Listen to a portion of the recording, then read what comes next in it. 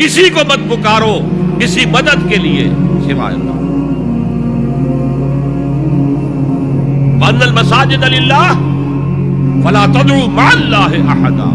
اللہ کے ساتھ، یعنی ایک تو یہ کہ اللہ کو چھوڑ کر کسی کو پکارنا، ایک ہے اللہ کے ساتھ پکارنا، اللہ کو بھی پکارنا اوروں کو بھی پکارنا. بدترین شرک ہے دعا اللہ کو، ندا اللہ کو. اس کا بھی ذرا میں تجزیہ کر دوں گا. دیکھیے، ایک ہے عام مادی قوانین دنیا کے جو ہے اس کے تحت کسی سے مدد چاہنا. بھائی ذرا مجھے پانی پلا دینا، یہ بھی آپ نے مدد چاہیے نا. حضور کے بارے میں تو آیا ہے کہ آپ اتنے خوددار تھے صلی اللہ علیہ وسلم کہ اگر سواری پر ہوتے تھے اور آپ کا گھوڑا نیچے گر جاتا تھا تو کسی سے یہ نہیں کہتے تھے کہ یہ گھوڑا مجھے اٹھا کے دے دو، بلکہ خود سواری سے اتر کر گھوڑا اٹھا. تو یہ جو قانون مادی ہے اس کے تحت مدد مانگنا کوئی بری بات نہیں ہے، کوئی غلط بات نہیں. ماورائی اعتبار سے، غیبی اعتبار سے کسی سے مدد مانگنا کسے باشد کوئی ہو، شرک فی الدعاء. ان المساجد للہ فلا تدعوا مع اللہ احد. ایک ہے استعارتن اقبال کہتا ہے ہمالا اے فصیل کشور ہندوستان. تو یہ خطاب بالکل ایک استعارہ سا ہے. اسی معنی میں مولانا حالی نے اپنی مسدس کے اختتام پر جو مناجات لکھی ہے، اے خاصہ خاصان رسل وقت دعا ہے، امت میں تیری آ گیا جب وقت پڑا ہے. وہ دی جو بڑی شان سے نکلا تھا وطن سے، پردیس میں وہ آج غریب الغربا. تو اس معنی میں اس لفظ استعمال ہو جائے تو اس پر بہت زیادہ الرجک بھی نہیں ہونا چاہیے. لیکن غیبی طور پر کسی کے بارے میں یہ عقیدہ رکھ کر کہ وہ میری مشکل کشائی کر سکتا ہے، حاجت روائی کر سکتا ہے، میری مدد کر سکتا ہے، یہ شرک ہے اور اس کے شرک ہونے میں کوئی شک نہیں.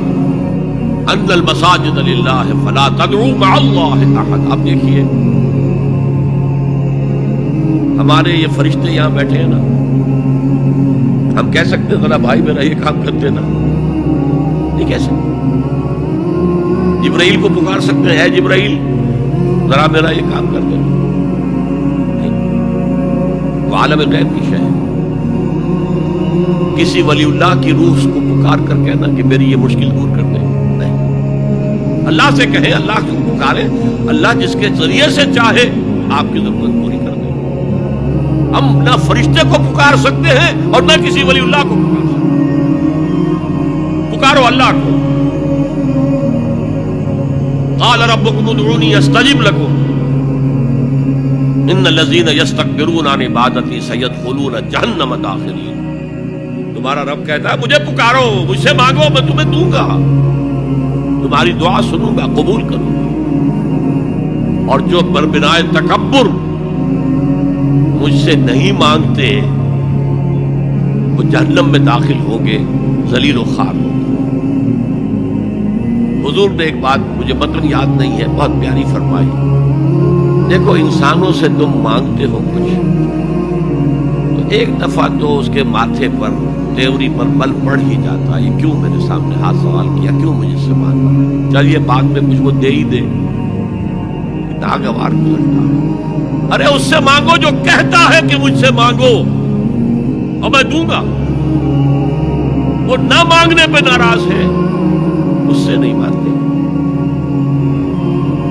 رات کے آخری ساعتوں میں یا جسے آپ کہتے ہیں the small hours of the morning، حدیث میں آتا اللہ نزول اجلال فرماتے جس کو ہم نہیں جانتے کیسے نزول ہوتا. ذات باری تعالیٰ اس کے متعلقات کے بارے میں جو بات آ گئی قرآن میں حدیث میں وہ ہم مانتے ہیں. کیسا یہ ہم نہیں جانتے. اس کا ہاتھ ہے کیسا ہے ہم نہیں جانتے. اس کا چہرہ ہے کیسا ہے ہم نہیں جانتے. وہ اترتا ہے کیسے اترتا ہے ہم نہیں جانتے. جو قرآن میں آ گیا حدیث میں آ گیا مان لیجیے بس. باقی یہ متشابہات میں سے ہے، اس کی کھوج کرید میں پڑو گے تو فتنے میں مبتلا ہو جائے. ابتغاء الفتنۃ وابتغاء تاویلہ. لہذا حدیث میں آتا ہے کہ رات کی آخری ساعتوں میں اللہ سمائے دنیا تک نزول فرماتا ہے. اور پھر ندا لگتی ہے حل من سائل فاعطیہ، ہے کوئی سوال کرنے والا مانگنے والا کہ میں اسے دوں؟ حل من مستغفر فاغفر لہ، ہے کوئی گناہوں کی معافی چاہنے والا کہ میں اسے معاف کر دوں؟ ہم انڈا غفیل سو رہے ہیں،